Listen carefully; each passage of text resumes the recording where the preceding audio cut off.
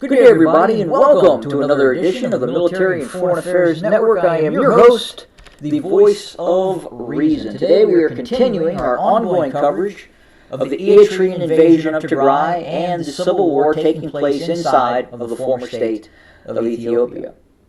So today I first wanted to start out by clarifying an issue that has been circulating on other content provider channels that are covering the conflict.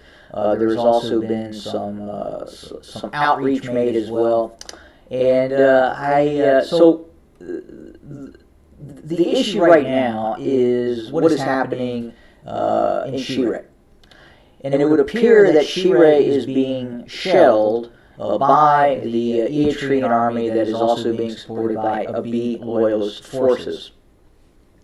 And because Shire is being shelled by presumably artillery, field gun, howitzers, what have you, some would believe that the Eritrean army is much closer to Shire than some people may actually believe or understand. So how is the Eritrean army shelling Shire?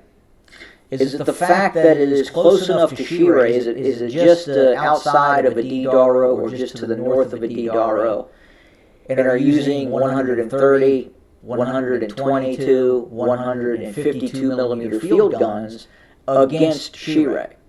That's possible. And that would lead one to believe that the Eritrean army is that close to Shire. Again, if we look at the schematics on one of the most commonly used weapon systems, artillery weapon systems, used by the Eritrean military, it's the M46 130 millimeter field gun. And just looking at it right here, you have a range of the maximum firing range is about 27 kilometers, 17 miles. So one would believe that, in theory, the Eritrean military could be at least 17 miles or closer using these 130 millimeter field guns. But as I talked about in a previous episode, the Eritrean army has been supplied with an additional system, a system that gives them a much longer range. It is a multiple launch rocket system. It's called the BM-27 Uragan. And that has an effective range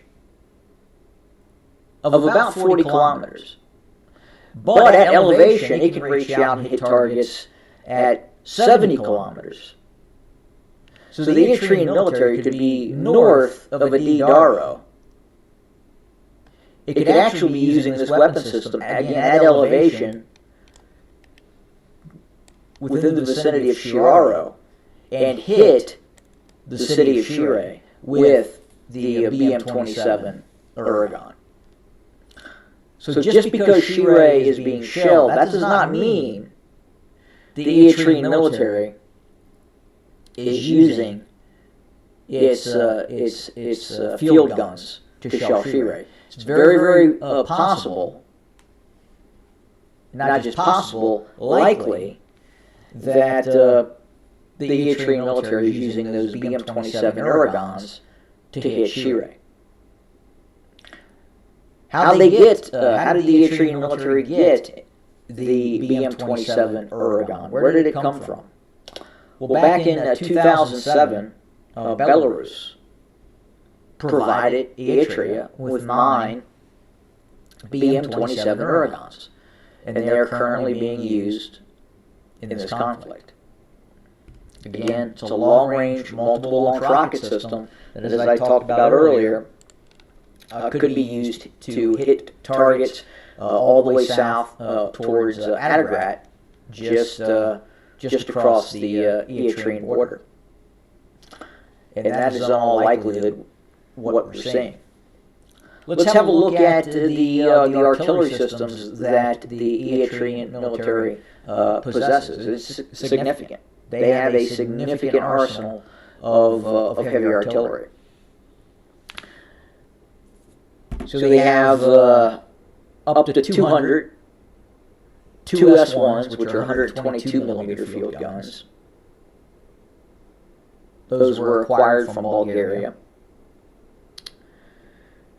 They have up to 100 2S5s, which are self-propelled 152 millimeter guns. They have 80 Delta 44 85 millimeter field guns. They have up to 50 Delta 30 122 millimeter field guns. As I just talked about, 150 of the M46 130 millimeter field guns. And probably one of their most effective systems that they've been using, Eritrean military, is the BM-21 Grad. And they have up to 100 of those systems as well. So pretty significant inventory of some long-range heavy artillery. But again, outside the scope of normal field guns, and even those Grads, those BM-21 Grads, again, positioned at elevation, can reach out some distance, probably in excess of 50 kilometers at elevation. What do I mean by that? Put them on top of a mountain and fire them towards the target. That's going to achieve a greater distance, and especially with those BM-27 Oregons. They're also going to get the Eritrean army quite a bit of distance in terms of being able to attack targets deep inside of the Tigray region. But it looks like that's what we're seeing right now. We're seeing the Eritrean military really not having the ability to move, not having the ability to take terrain and take territory. So they're starting to resort to the use of some of these systems like the BM-27 Oregon. These are not close support weapons. I don't believe the Eritrean military has the capability for its ground forces to call in calls for fire in support of its ground forces with these BM-27 Oregons. So really what they're using these BM-27 Oregons for is to fire at cities. They're good enough to hit a city. Their circular area of probability is good enough to hit a town or a city. And in this case, we can clearly see they're teeing off on cities such as Adigrat and Shire, and probably some other smaller towns and cities as well. But again, that is a sign that they are getting desperate. They're not having the success, excuse me, in terms of being able to advance and take territory. Using those BM-27 Oregons close to a frontline position would risk those BM-27s hitting Eritrean forces or B loyalist forces. They just don't have the kind of accuracy in terms of being deployed by the Eritrean military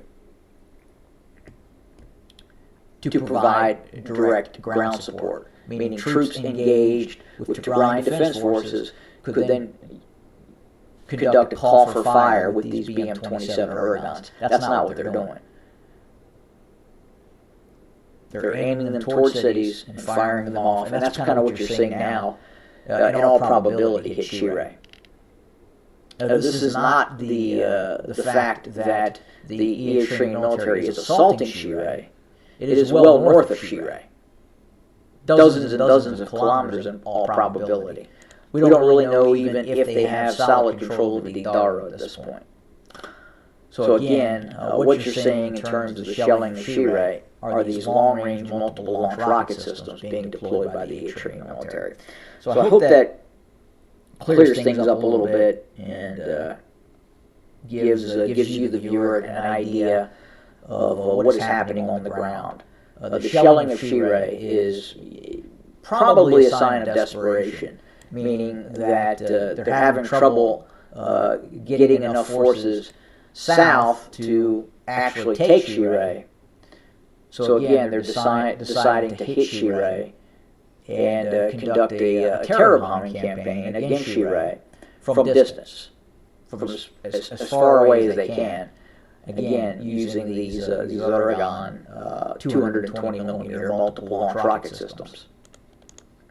Very much like an American HIMARS, but a lot less accurate. And that's kind of what's happening. But there hasn't been a lot of movement on the front. Again, as I talked about before, essentially the Eritrean military is stalled both near Zalambasa. Rama is still holding out. And then again, the only real area where they have been able to advance, again, near Shire, and they're having a really tough time pushing down via the route that would take them through Adidaro and then ultimately to Shire. We suspect the Eritrean army is still within the vicinity of Adidaro at this point, north of Adidaro. And Adidaro, I believe right now, is still contested.